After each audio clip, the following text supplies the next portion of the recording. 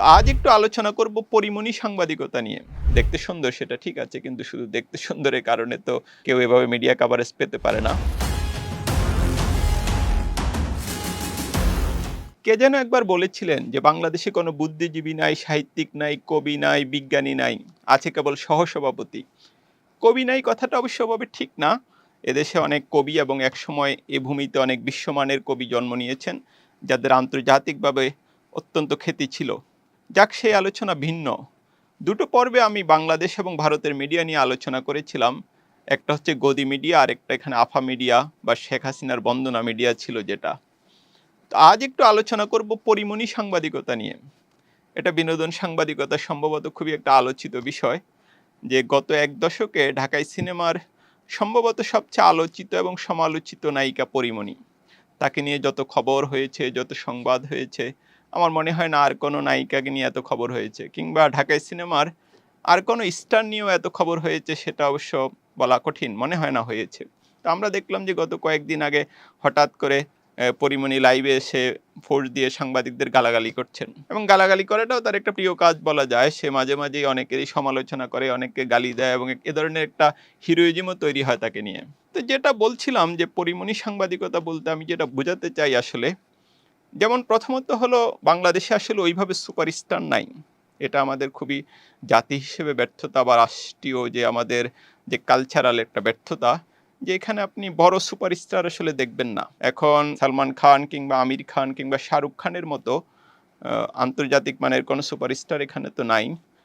এবং দেশীয় মানেরও যে সালমান শাহ বা মান্নারা যে মানের ছিল, কিংবা এর আগে যে নায়করা ছিল, ওই মানের কোনো সুপারস্টার ইদানিং দেখা যাচ্ছে না। গত ১০ বছরে আমরা যদি বলি, বা এক দশকে সাকিব খান সবচেয়ে আলোচিত নায়ক, এর বাহিরে ওইভাবে কোনো আলোচিত নায়কও নেই।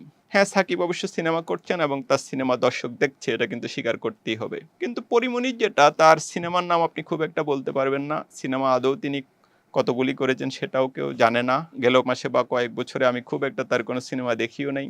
আরেকটা হচ্ছে বা নামও শুনি নাই। তার ২-১ টা সিনেমায় তার অভিনয় প্রশংসিত হয়েছে। ওইভাবে মানে অভিনেত্রী হিসেবেও তার কোনো খ্যাতি নাই। কিন্তু তারপরেও তিনি আলোচিত।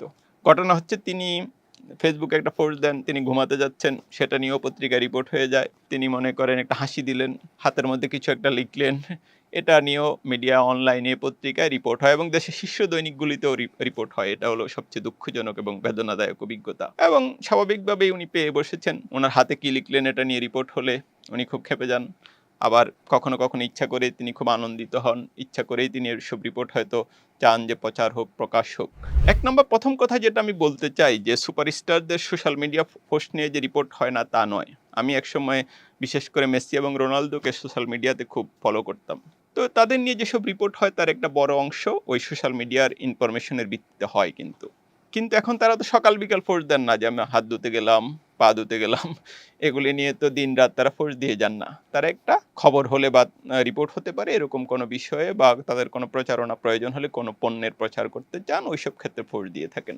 বিশেষ করে মেসি, রোনালদোর মতো প্লেয়াররা ভবিষ্যতে কোন ক্লাবে যাবেন, দল বদল কি করবেন, এটা কিন্তু খুবই একটা মানে আলোচিত বিষয়, এবং যে সাংবাদিক এ রিপোর্ট প্রকাশ করতে পারেন, ব্রেক করতে পারেন, সেটা কিন্তু খুবই মানে প্রশংসিত রিপোর্ট হয়। তো সেই সব ক্ষেত্রে মেসি, রোনালদোর ফেসবুক পোস্ট বা টুইটার পোস্ট বা ইনস্টাগ্রামের পোস্ট, এগুলি খুব গুরুত্বপূর্ণ, এবং এসব এর ভিত্তিতে রিপোর্ট হয়, এবং অন্য যারা তারকা সিনেমা বা নাটকের, তাদের ক্ষেত্রেও সারা দুনিয়াতে এটা খুবই প্রযোজ্য।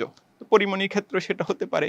কিন্তু প্রথম কথা হচ্ছে, তিনি আসলে কি মানে সুপারস্টার, বা কেন তাকে আমরা সুপারস্টার বলি, এটা আসলে বোঝা খুব কঠিন। হ্যাঁ, সোশ্যাল মিডিয়াতে তার অনেক ফলোয়ার আছে। এখন শুধু সোশ্যাল মিডিয়া ফলোয়ারের ভিত্তিতে কাউকে সুপারস্টার বলা যায় কিনা, কারণ তার মূল কাজ তো সিনেমায় অভিনয় করা, সে অভিনয়টাই তো তার মধ্যে ওইভাবে নেই, বা ওইভাবে কখনো আমরা দেখিনি। সুতরাং কেন তাকে সুপারস্টার বলা হয়, সেটা একটা বড় প্রশ্ন। আরেকটা যেটা, যে উনার যে মুখের ভাষা, এটা কি কোনো রকম একজন স্টারের মুখের ভাষা হতে পারে? এখন অনেকে বাহাবা দিবে যে না, এটা করেছে, ওটা করেছে, এইভাবে বলেছে, এটাই বীরত্ব। এটা আমি ব্যক্তিগতভাবে বীরত্ব মনে করি না। কারণ যদি কেউ সুপারস্টার হয়, তাকে বহু মানুষ অনুসরণ করে, বহু লোক অনুসরণ করে। বিশেষ করে আমি একটা উদাহরণ দিতে পারি শেন ওয়ার্নের ক্ষেত্রে। একবার তার একটা ঘটনা, যেটা অস্ট্রেলিয়ান সোসাইটিতে আসলে গ্রহণযোগ্য। কিন্তু বলা হলো যে শেন ওয়ার্ন অস্ট্রেলিয়ান সোসাইটিতে এটা গ্রহণযোগ্য হলেও, অস্ট্রেলিয়া যে ন্যাশনাল টিমকে নেতৃত্ব দিবে, তার এই ধরনের কোনো কেলেঙ্কারি থাকা উচিত নয়। যে কারণে আমরা শেন ওয়ার্নকে ওইভাবে অস্ট্রেলিয়ার নেতৃত্ব দিতে দেখি নাই অস্ট্রেলিয়ান ক্রিকেট টিমের, কিন্তু তিনি মানে ইতিহাসের সবচেয়ে বড় প্লেয়ারদের একজন। তো এসব মানুষদেরকে তো মানুষ অনুসরণ করে থাকে। সেই ক্ষেত্রে পরীমনির যে মুখের ভাষা সেটা কোন সমাজে বা কোন সভ্যতার নিরিখে মানদণ্ড উত্তীর্ণ সেটা আসলে খুবই বিরাট একটা প্রশ্ন। আরেকটা হচ্ছে তার বিরুদ্ধে একবার মামলা হয়েছিল, তিনি কারাভোগ করেছেন এবং সেখানে নানা রকম ভাষ্য আছে।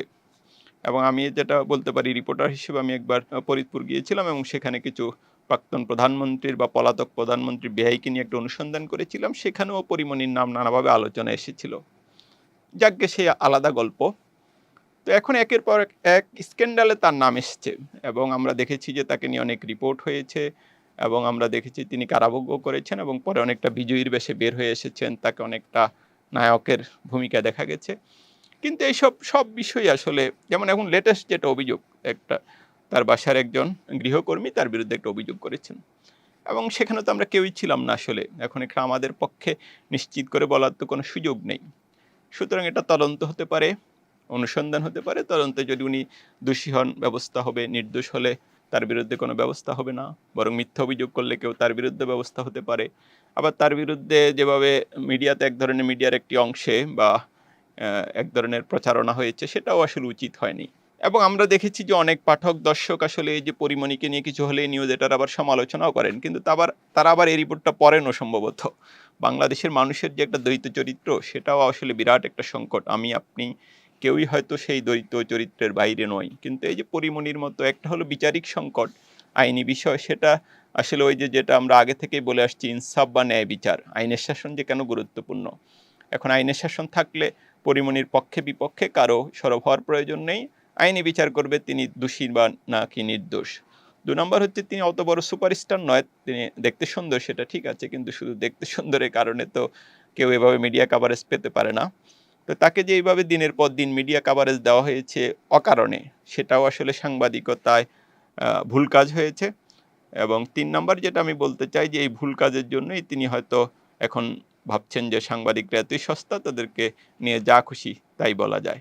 তবে এই পুরো এপিসোডে আমি যেটা বলতে চাই, তেমনভাবে মূল্যায়ন করা উচিত। আর আরেকটা হচ্ছে আইনের শাসন প্রতিটা ক্ষেত্রেই গুরুত্বপূর্ণ।